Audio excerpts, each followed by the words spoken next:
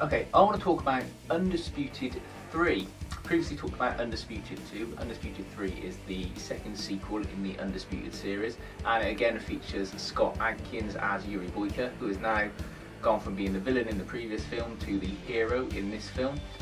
He's recovering from his injury from the second film, where his knee got broken.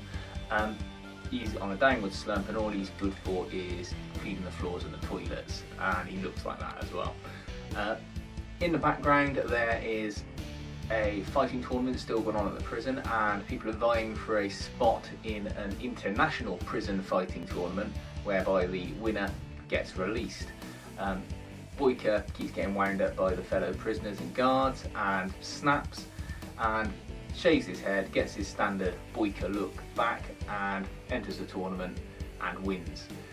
He gets carted off to a prison somewhere in Georgia, I think it is, Russian Georgia, and there's lots of fighters from around the world, and if you know martial arts films you'll recognise a couple of the guys. The chap who does the capoeira I recognise from a number of other films, along with the guy who is the main villain in this film, a very tall Latin American looking chap who you might recognise from the movie Machete Kills. He plays the cloned bodyguard martial artist in that.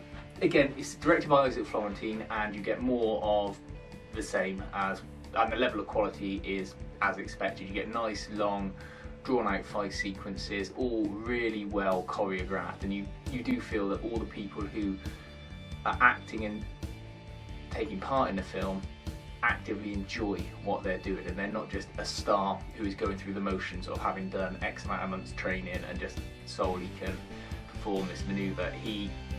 Scott Adkins that is, and all the other actors who are fighting, clearly are proficient in what they do, and that pays off dividends in the film. Look, Undisputed 3 isn't as in-depth plot-wise as Undisputed 2, not that Undisputed 2 was particularly deep, but there's a little bit of a story there that I won't bother going over because it's not really what you're watching a film for, but it's really more fun, and it's got more fights, and it's just wholly more enjoyable. I mean, there's sinister bad guys, there's a baddie you really want to see hurt, and the fight at the end is really good as well. Once you've seen Undisputed 2, I strongly recommend checking out Undisputed 3 again, readily available on streaming or cheap for a DVD from Amazon or eBay.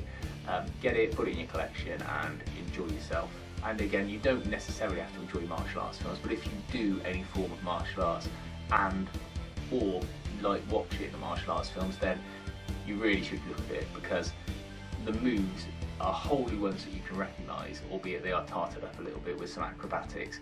But I do martial arts, and I know that you think, well, I could probably do that, or yeah, okay, that would probably work, and it really is worth watching on that basis alone. So yeah, Undisputed 3, check it out.